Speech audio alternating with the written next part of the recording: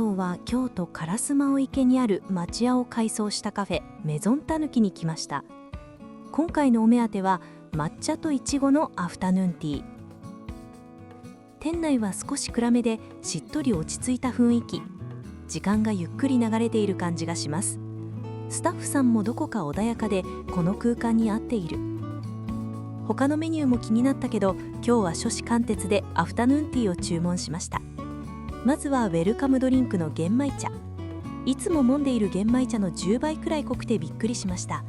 香ばしいというよりガツンとくる渋み、目が覚める一杯でした。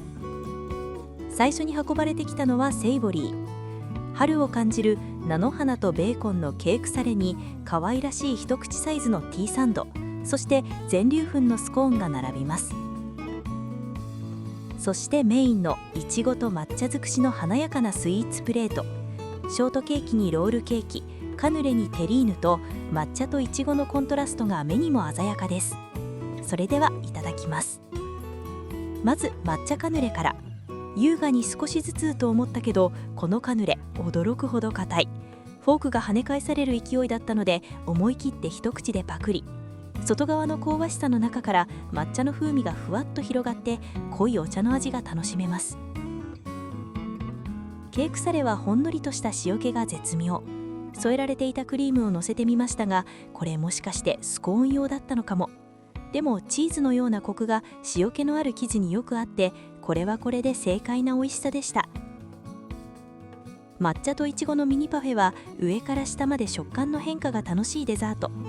中にはお茶漬けのあられみたいなサクサクしたものが入っていて、パフッとサクッとした食感が楽しいです。サンドイッチは正直ちょっとパサッとしていて惜しい。もう少ししっとり感があれば全体の満足度がぐっと上がりそう。紅茶と合わせるとちょうどいいけど単体だと少し水分が欲しくなりました。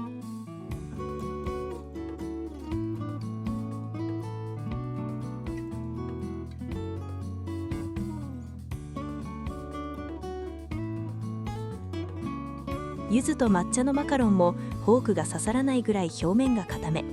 結局こちらも手つかみで一口でパクッと。噛むとキャラメルのように歯にまとわりつくねっとり感があります。柚子の香りがふわっと抜けていいアクセントになっています。いちごのショートケーキ。一口食べた瞬間、あ、これこれと思う王道のショートケーキの味。ふんわりとしたスポンジにミルキーな生クリーム、ジューシーないちご。想像していた通りの美味しさでホッとする味でした。たぬき型のクッキーはよく見るとこれはお店の名前のたぬきかなとわかるデザイン。もし店名を知らずに食べていたら何の形だろうと思っていたかもしれません。味は素朴でバター控えめのあっさりクッキーという感じです。いちごのマドレーヌ。やっぱりしっかり硬くてフォーク刺さらず。私はもう少ししっとりしている方が好みです。噛むほどにバターの香りが広がります。全粒粉のスコーンもフォークの出番はありません。手つかみで豪快に。ぎゅっと詰まった生地感でほんのり塩気があってサクッとした外側と中のホロホロ崩れる感じのギャップが面白いです。抹茶テリーヌはしっとり濃厚。フォークを入れた瞬間ねっとりとした重みが伝わってきます。一口食べると抹茶も深い苦みとコクがじんわり広がって本格的な味わいでした。ごまのガレットはザクザクとした食感が心地よく、香ばしいごまの風味がしっかり感じられました。そして最後に残しておいた抹茶といちごのロールケーキ。抹茶が大好きだから期待値高め。あれ？抹茶の渋みといちごジャムの酸味が喧嘩していて思っているより主張がぶつかる。これは好みが分かれそう。焼き菓子系は全体的にかなりのストロングスタイルの硬さですね。個人的にはもう少ししっとりした質感の方が好みでしたが、ザクザクした食べ応えが好きな人にはたまらないかもしれません。結局今日一番好きだったのは王道のいちごショートケーキ。おしゃれ感が強いものより昔からある定番の味が一番ホッとします。今日は起業したての友達と一緒。